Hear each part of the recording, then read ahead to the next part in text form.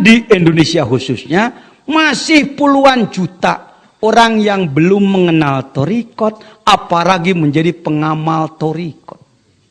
Apa sih ruginya Pak Jejen? Yuk kita ngomong ruginya ndak belajar thariqat. Satu, kalau orang ndak bisa berenang tapi pengen nyebrang, ndak ada jembatan. Kita pengen nyebrang padahal kita nggak bisa berenang. Maka ilmunya sebut ilmunya. Belajar boleh. Ada lagi cara lain. Minta tambang pada orang di seberang sana. Di seberang sana ada orang. Tambang. Dilempar dari sana, tak pegang. Lalu kita berenang, keceplak keciplung. Ditarik oleh dia sampai orang belajar tarekat kayak kita ini kelompok keceplak kecimplung. Pengen menyeberangi hidup di dunia. Ingin menyeberang kepada ridho Allah. Sedangkan tidak punya kemampuan. Ya. Bahwa dunia adalah bahrun amik. Lautan yang sangat dalam. Gadgari kopihi kullu unas. Banyak manusia yang tenggelam. Faltakun sapinatuka fihi taqwallah. Maka kapalmu adalah takwa kepada Allah. Kalau mampu. Kalau belum, maka caranya orang yang belajar tarekat itu walaupun kita orang sedikit pengetahuannya, belum baik akhlaknya, maka kita berpegang pada tali hablum minallah melalui guru, ditariklah kita oleh dia. Ini keuntungannya, saudaraku. Bukan berarti kita nggak ada pekerjaan. Kita harus ada kerja. Tetapi tidak akan kuat melawan bantingan nafsu setan, keduniaan dan lain sebagainya di muka bumi ini. Itu keuntungannya. Maaf, mungkin kalau bapak-bapak banyak yang bukan ulama, toh? Lebih prihatin saya yang disebut ulama. Tahun 90 kita sudah punya pesantren hektaran dengan santri ratusan. Jabatan di majelis ulama dan lain-lain. Tapi belum ketemu guru zikir yang mursyid kamil mukamil. Saya sudah belajar tarekat-tarekat lain sebelum bertemu Suryalaya. Tetapi karena tarekatnya mutabaroh. Tapi mursyidnya bukan kamil mukamil. Maka ujungnya sesuai dengan jengkal pengetahuan dia. Di mursyid A saya ikut belajar tarekat, ujungnya ke apa? Pengobatan. Jadi tarekat sebagai doa untuk pengobatan. Baguslah manfaat. Tapi enggak mendidik makrifat. Di guru B saya pernah ikut. Tarekatnya bagus, mu'tabaroh. Berdasarkan Quran Sunnah, kitabnya jelas. Tapi mursyidnya bukan alim, tidak berwawasan luas tentang marifat, maka ilmu thariqatnya menjadi alat untuk menggali harta karun. Ini bukan sedang menjelekkan, bukan sedang di depan Anda. Bicara ini direkam nanti disidikan, tersebar kemana-mana. Saya harus bertanggung jawab ngomong begini. Ini bukan sedang menjatuhkan. Pengalaman seorang murid berkelana mencari guru. Ke situ lagi. Tarekat C. Saya karena dianggap baik mungkin oleh beliau sampai diangkat wakil. Tarekatnya bagus, anfasiyah. Setiap napas diisi. Tapi karena mursyidnya wawasannya bukan berwawasan mulki malakut jabarut lahut, bukan wawasan ruhul qudsi, maka amalannya menjadi ilmu kanuragan. Kalau sudah mengamalkan ilmu tersebut, ndak mempan golok, ndak mempan senjata tajam. Jadi latihannya itu bukan zikir seperti kita setiap pada sholat, tetapi latihannya sambil jurus.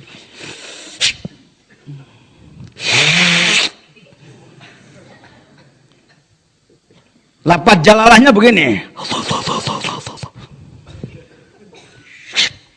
Wakil.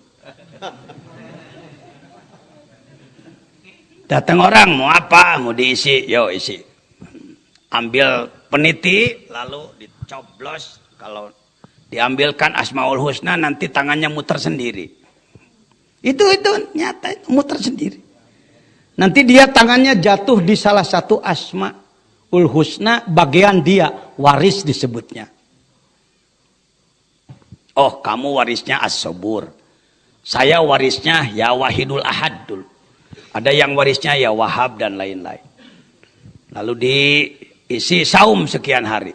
Nanti setelah selesai 3 hari saum, datang lagi namanya ijab.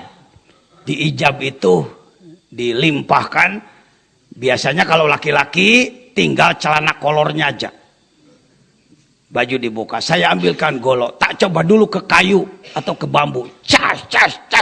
Lalu kita hantam, kita cecar badannya 70 kali itu biasa. Lolos. Masuk lagi.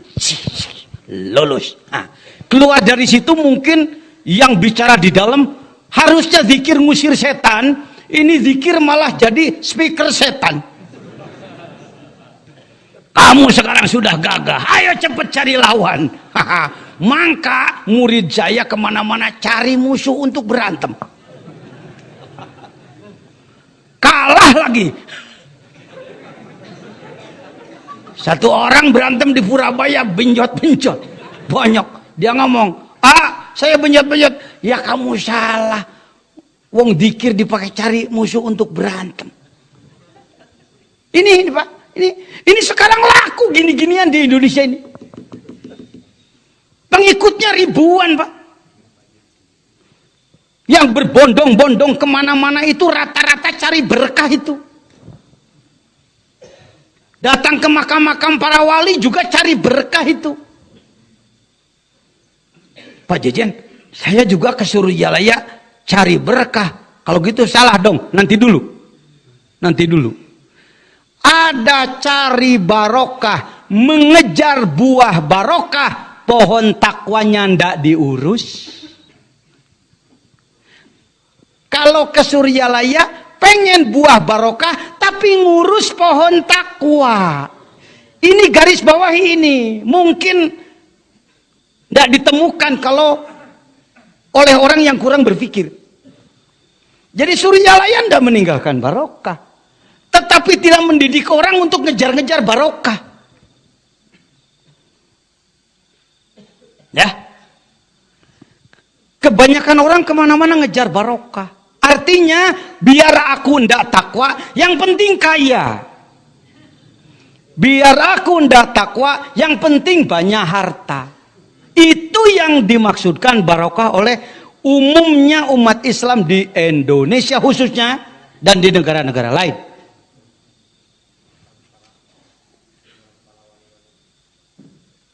Kamu akan mendapatkan barokah, tapi ini ajimahnya cuma 5 juta. Pak Jejen nyindir orang, enggak wong aku mantan. Kalau mantan ngomong testimoni pembuktian, nggak nuduh-nuduh orang. Masih banyak kok orang yang sudah ke Suryalaya juga masih cari jimat. Mana orangnya nggak usah ditunjuk lah. Raut muka aja udah kelihatan.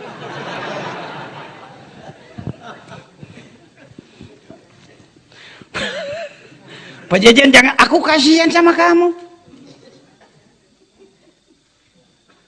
Nggak sedikit orang yang pindah guru dari Suryalaya pindah ke Ustadz Anu lah, nggak usah saya sebut namanya. Kalau ditanya kenapa pindah, habis Suryalaya tumpul sih. Udah berapa tahun saya belajar gini-gini aja. Tapi ketika saya hadir ke guru Anu, wah hebat, hawariknya luar biasa. Wong ustadznya memperlihatkan kehebatan di depan jamaah. Itulah kalau tarekat dibawa oleh bukan alim atau mungkin bukan tarekat. Saya pernah jadi orang seperti itu. Kalau ketemu orang saya perlihatkan kehebatan, keluar biasaan. Orang percaya benar. Kenapa jimat saya laku dulu? Nggak dicoba ke badannya, cukup kalau menunjukkan ini jimat luar biasa. Satu, tempelkan ke ayam, tak tembak ayamnya. Des! Lalu nggak tembus mimisnya. Orang udah percaya banget. Wah, betul. Itu cara mencobanya. Jangan ditiru di rumah. Don't try at home.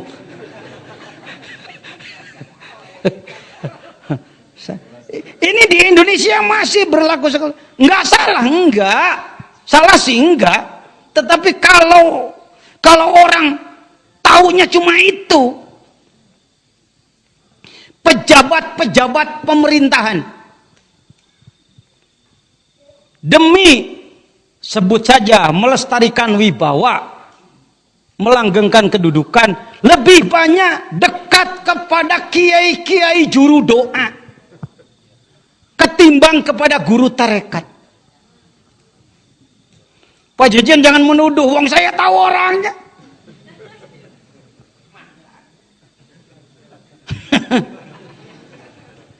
Coba tuh datangi Kiai Anu tuh, doakan supaya saya gini. Yang dicari adalah barokahnya, bukan takwanya. Maka Indonesia merdeka sudah 60 tahun lebih, negara kaya tapi rakyatnya banyak sengsara, negara subur tapi masih belum makmur. Penyebabnya adalah karena di otaknya yang dikejar barokah tanpa kejelasan prolog. Ini Pak, keluar biasaan Suryalaya secara ilmiah. Kalau saya tulis menjadi disertasi doktor ini, saya teliti. Dari tarekat-tarekat, puluhan tarekat, dari sekian guru-guru hikmah. Oh, kenapa saya tahun 85 datang lalu ngilang lagi 5 tahun? Karena dulu saya melihat Suryalaya ini apa kelebihannya? Wong Abah Hanom, orang tua kiai gitu-gitu aja. Nggak pernah Abah di depan saya, oh jangan lihat ya. Ini salah satu karomah Abah ya, umpama apalah yang aneh-aneh sedikit. Enggak, nunduk. Wah, beliau yang diajar zikir saya, bager. Jadi saya dulu nggak sesuai yang saya cari, yang luar biasa. Wong saya sudah jadi kiai, santri kita sudah ratusan, sudah dihormati orang, kita sudah punya jabatan. Wong datang ke orang cuma begitu, ngapain? Wajar kalau orang lain hari ini nggak berbondong-bondong ke Suryalaya, karena memang Abah bukan demonstran memperlihatkan kehebatan-kehebatan. Saya sendiri tertipu dulu. Saya katakan tahun 85, udahlah nggak usah ke situ lagi, nyari lagi guru. Tak Madura, Jawa Tengah, Jawa Timur, Jogja dan lain-lain, terus keliling. Ketemu dengan guru-guru hebat luar biasa dengan segala khawariknya. Saya ikuti, saya pun ikut khawarik. Oleh orang disebut, wah luar biasa. Tapi ada satu pertanyaan. Setelah saya oleh beliau-beliau diangkat sebagai murid lulus ya, murid mumtaz, murid yang berhasil sukses, bahkan menjadi wakil dari beberapa guru-guru besar. Ada satu pertanyaan yang menggelitik. Bicarakan apa jangan nih? Udah lewat ya? Itu jamnya aja mati. Satu yang jadi menggelitik saya adalah saya sholat subuh sering kesiangan. Jangankan berjamaah awal waktu di masjid, sholat subuh kesiangan. Tapi orang tidak berani menyalahkan saya. Karena begitu orang mau menyalahkan saya, Kiai kenapa?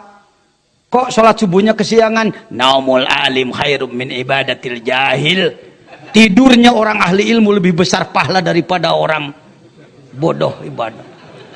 Kata orang, iya benar juga ya. Itu alat keprok itu, dalil keprok itu, supaya orang nggak ngeritik gitu. Ada yang lebih gila daripada saya. Hari Jumat bukannya ke masjid malah masuk kamar dia tidur, tapi bukan saya. Bukan saya. Begitu ditanya, kenapa Syekh malahan masuk kamar? Aku sholat Jumat di Masjidil Haram. Pokoknya saya kalau ilmu-ilmu nipu jago lah.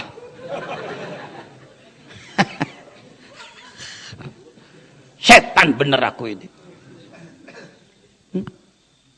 Begitulah dunia hari ini. Yang lebih banyak dikunjungi adalah yang doanya cespleng, yang manjur. Dengan hormat, silahkan kalau Anda memang sangat memerlukan, saya tidak menghalangi. Tetapi jangan sampai menganggap bahwa itulah ilmu Islam tertinggi.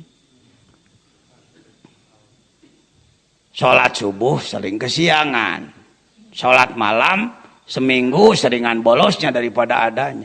Sekali-kali berdoa kepada Allah, baca waqiah, baca apa, selalu ingin dibayar oleh Allah. Saum 40 hari, ya Allah, sudah 40 hari, gimana ya Allah? Apakah mesin hitung engkau error?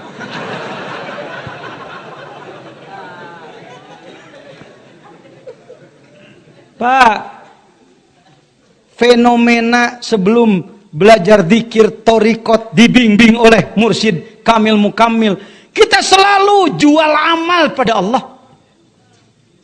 Kalau berhubungan dengan Allah, ngatur Tuhan.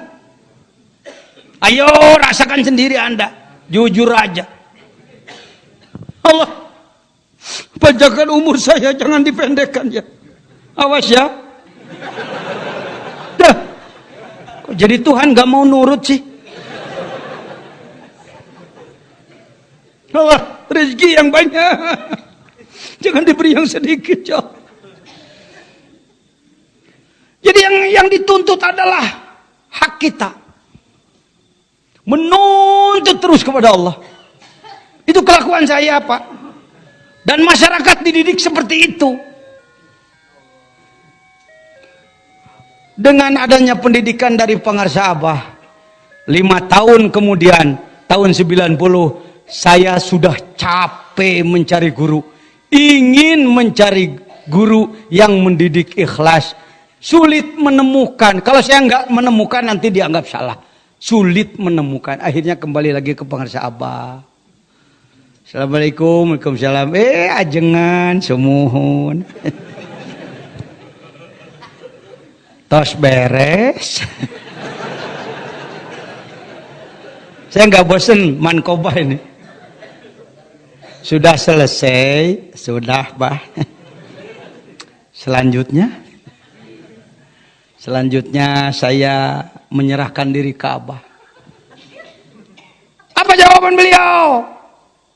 Nggak ada menyoraki, nggak ada kata-kata begini. Nah makanya ngapain kemana-mana, tolol.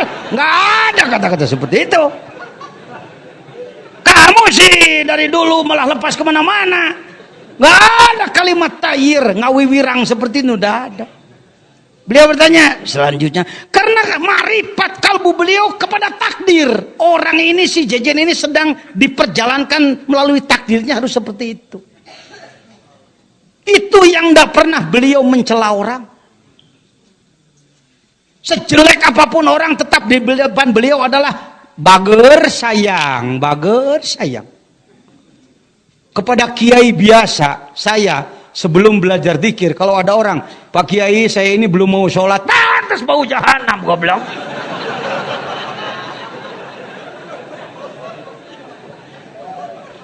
Coba sekarang orang yang tidak pernah sholat datang sama saya, sedikit-sedikit kan saya sudah belajar pada beliau. Pak Kiai saya ini nggak pernah sholat, ya nggak apa-apa, yang sudah ya udah, itu. tinggal pikirkan ke depan ya gitu. Lumayan ada perubahan. Dulu aku bukan begitu. Ini lebokan jahanam sih. Mursyid begitu. Lunak, sejuk. Salajengna nyangakeun. Apa beliau? Enggak begini. Jadi kamu mau jadi murid apa? Enggak ada kata-kata sempral-semprul seperti itu. Ya sama-sama belajar Abah belajar aja dengan Abah juga lagi belajar. Itu karomat itu. Seorang yang bermartabat tinggi tapi kata-katanya seperti itu, tawadu, mampu mengendalikan diri, hilang dari kesombongan, itu sudah karomat. Karena biasanya orang yang berkemampuan tinggi sombong, tolak pinggang, nepuk dada. Ini enggak, itu karomat begitu itu. Aku dulu menunggu yang disebut karomat, abahnya terbang gayawang. Allahu Akbar, si jejen.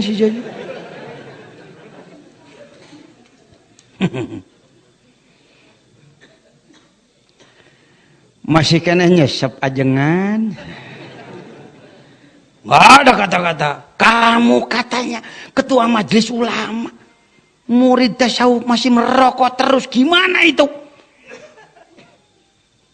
Kencing setan masih kamu minum. Biasanya kan begitu. Enggak, melihat saya masih merokok 3 bungkus sehari, beliau katakan masih nyesep ajengan. Oh, ngejawabnya jadi bingung saya. Ngejawab enggak memang perokok, ngejawab perokok juga malu. Ya masih Abah.